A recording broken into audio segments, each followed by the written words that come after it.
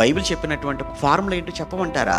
ఉపకారం చేసిన వాడికి ఉపకారమే కాదు, నీకు అపకారము చేసిన వాడికి కూడా ఉపకారము చేయాలన్నది బైబిల్ నేర్పించినటువంటి సూత్రం అండి.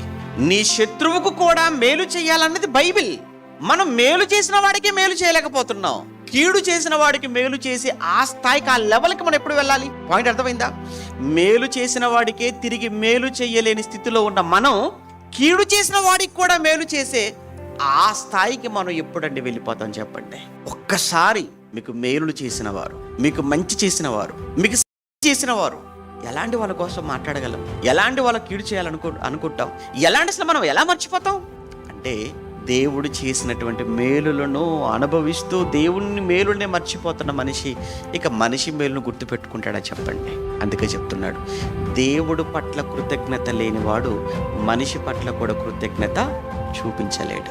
దేవుడు పట్ల కృతజ్ఞత కలిగిన వాడు మనుషుల పట్ల కూడా కృతజ్ఞత కలిగి ఉంటాడు. మీరు మనుషులకు చేస్తున్నారనుకుంటున్నారు కీడు, మీరు చేసేది మనుషులకు కాదు, దేవునికే కీడు చేస్తున్నారు.